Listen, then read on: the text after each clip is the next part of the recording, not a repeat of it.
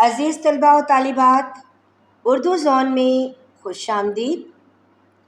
جماعت دہم نیشنل بک فاؤنڈیشن کی نئی درسی کتاب 2025 جو کہ فیڈرل بورڈ کے نصاب کے عین مطابق ہے، اس کتاب کے حصہ نظم میں سے ہم نے نظم نمبر 6 شروع کر رکھی ہے، جس کا عنوان ہے وغیرہ، اور شاعر ہے اس کے پروفیسر انور۔ جب آپ حوالہ سخن لکھیں گے تو شاعر کا نام، نظم کا نام، اس کا ماخذ اس نظم کا ہے دیوار گریہ اشعار کے پیچھے، اور حیت میں یہ نظم جو ہے وہ قطع بند نظم ہے۔ شروع کرتے ہیں اس کا شعر نمبر 5۔ کس ناز سے وہ نظم کو کہہ دیتے ہیں نثری، جب اس کے خطا ہوتے ہیں اوسان وغیرہ۔ مشکل الفاظ کے معنی دیکھتے ہیں۔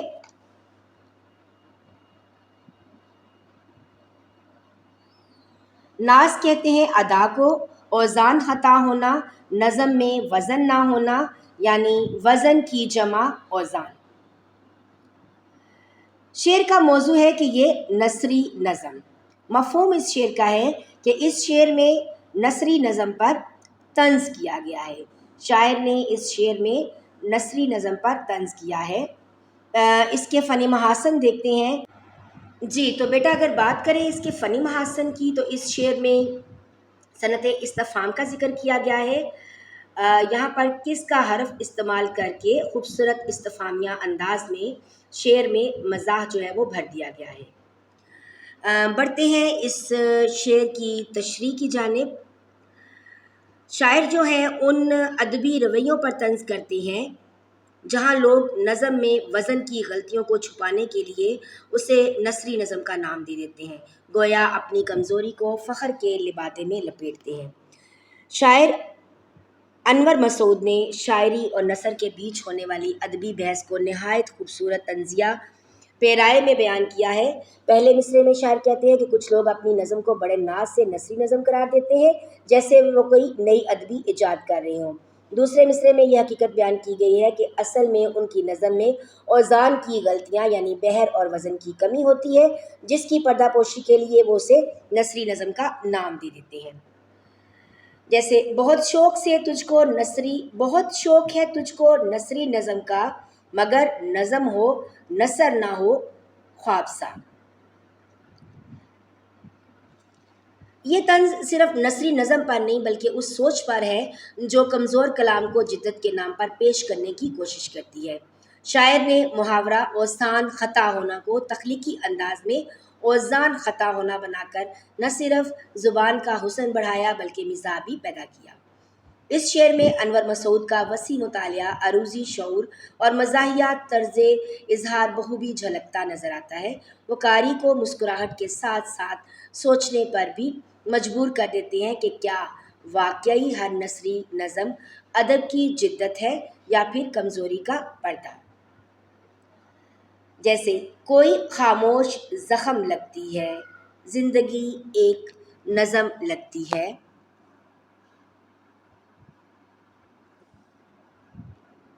یا پھر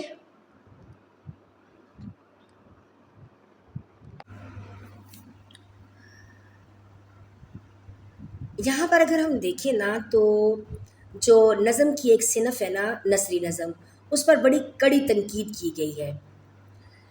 شاعر نے سہل نگار شاعروں کی اس تخلیقی کوشش کو بے سر و پا قرار دیا ہے، کیونکہ اس صنف میں نہ تو بحر و وزن ہوتا ہے، نہ ہی قافیہ اور ردیف کا خیال رکھا جاتا ہے، اور نہ ہی اس میں علم عروض یعنی شاعری کا علم کا خیال رکھا جاتا ہے۔ یہ محض شاعر کی طبع نازک کا شاخسانہ ہوتا ہے۔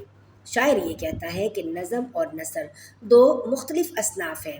ہم کسی تخلیق کو نظم کہیں گے تو پھر اسے نثر نہیں کہہ سکتے، کیونکہ نظم میں باقاعدہ علم عروض، بحر، وزن، قافیہ، ردیف موجود ہوتا ہے، جبکہ نثر جو ہے وہ اس سے بالکل مختلف ہوتی ہے۔ اس لیے نظم کو نثر کہنا یا نثر کو نظم کہہ دینا درست نہیں ہوگا۔ اس شعر کے سوالات دیکھ لیتے ہیں کہ اس شعر میں شاعر نے کس نظم پر طنز کیا ہے؟ تو جواب ہے اس کا کہ شاعر نے اس شعر میں نثری نظم پر کڑا طنز کیا ہے۔ اگلا سوال ہے، اوزان خطا ہونے سے کیا مراد ہے؟ اوزان وزن کی جمع، اوزان خطا ہونے سے مراد اوزان سے خارج ہونا، یعنی علم عروض، بحر، وزن، قافیہ اور ردیف وغیرہ کا نہ ہونا۔ تو یہ کسی بھی شاعری میں ہم جو کہتے ہیں کہ اس میں اوزان جو ہے موجود نہیں ہے، یا یہ جو نظم ہے اس میں بحر اور ردیف یا قافیے کا خیال نہیں رکھا گیا۔ اچھا، اگلے شعر کی جانب بڑھتے ہیں۔ شعر نمبر 6، جمہوریت ایک طرز حکومت ہے کہ جس میں گھوڑوں کی طرح بکتے ہیں انسان وغیرہ۔ بہت ہی مشہور شعر ہے، اور اس شعر کا موضوع ہے جمہوریت پر طنز۔ طرز حکومت کہتے ہیں حکومت کرنے کا طریقہ یا انداز، جمہوریت کہتے ہیں جمہوری حکومت کو۔ اس شعر کا مفہوم کچھ یوں ہے کہ جمہوریت ایک ایسا انداز حکومت ہے کہ جس میں لوگوں کو خریدا جاتا ہے۔ اس شعر کے فنی محاسن دیکھ لیتے ہیں۔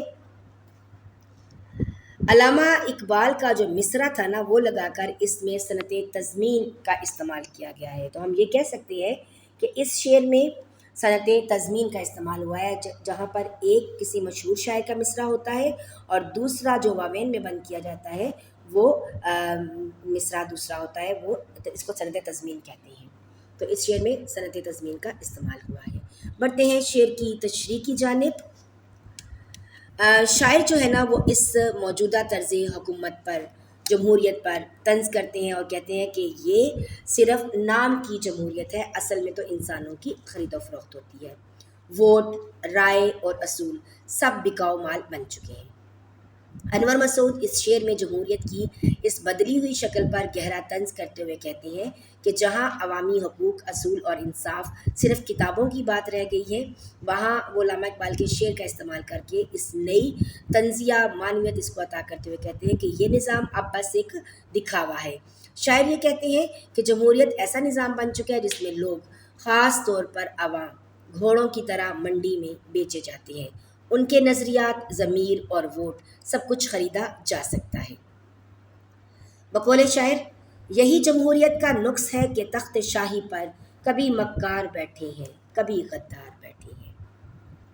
اب حوالے کے طور پر لکھنا چاہیں تو یہ شعر لکھ سکتے ہیں، یعنی اگر ہم یہ کہیں کہ یہ ہماری حکومت، طرز حکومت پر یہ ایک طنز ہے، تو انور مسعود کا یہ شعر اس پر پورا اترتا ہے۔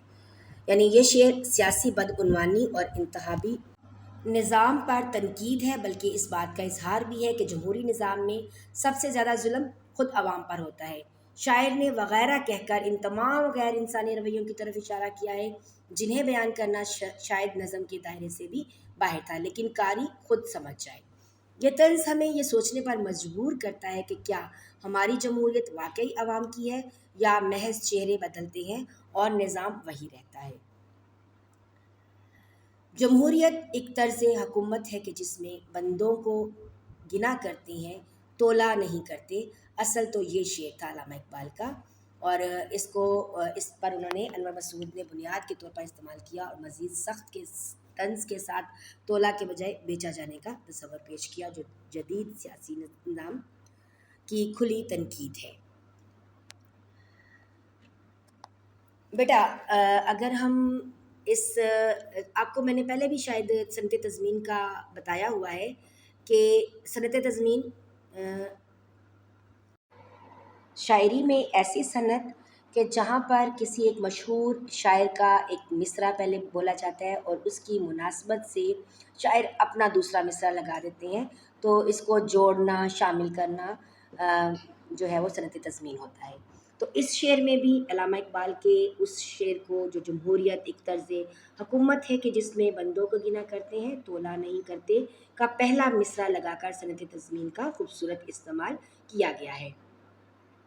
علامہ اقبال کے اس مصرعے سے استفادہ کرتے ہوئے شاعر یہ کہتے ہیں کہ عوام اور حواس کی رائے میں فرق اور امتیاز ضروری ہوتا ہے، لیکن جمہوری نظام اس خاص نقطے کی طرف توجہ دلاتا ہے کہ اسلام کا نظام شورا، یعنی مشاورت کا نظام ہی صاف اور شفاف انتظامی اور انتخابی عمل کا درست زاویہ متعین کرتا ہے۔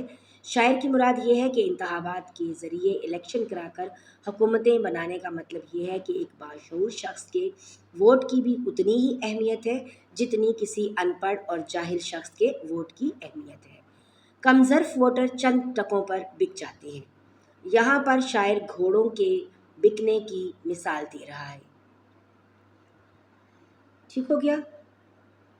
تو آگے مشقی سوالات جو اس شعر سے متعلق جو سوالات ہیں وہ دیکھ لیتے ہیں۔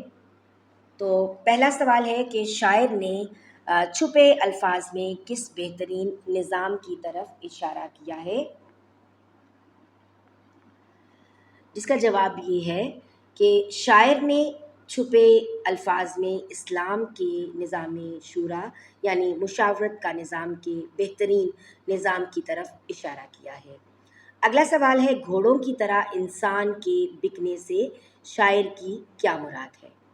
اس کا جواب یہ ہے کہ گھوڑوں کی طرح انسان کے بکنے سے شاعر کی مراد یہ ہے کہ کچھ کم ظرف لوگ چند ٹکوں پر بک جاتے ہیں اور اپنا ووٹ بیچ دیتے ہیں، اور عموماً ہم نے یہ دیکھا ہے کہ لوگ جو ہیں وہ اپنے ووٹ کی قیمت لگاتے ہیں، تو اسی کی طرف شاعر کا جو ہے وہ ان کا جو ہے وہ انہوں نے تذکرہ کیا ہے۔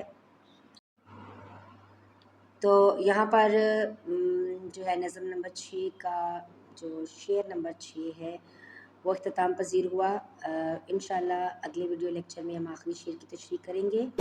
اگر آپ ویڈیو دیکھتے ہوئے یہاں تک آ گئے ہیں تو چینل کو سبسکرائب کرنا مت بھولیے گا۔ ویڈیو اچھی لگے تو اپنے دوستوں کے ساتھ ضرور شیئر کیجیے گا۔ انشاءاللہ ملتے ہیں اگلی ویڈیو میں، تب تک کے لیے اپنا بہت سا خیال رکھیے گا، دعاؤں میں یاد رکھیے گا اور میری صحت کے لیے ضرور دعا کیجیے گا۔ ملتے ہیں اگلی ویڈیو میں۔ اللہ حافظ۔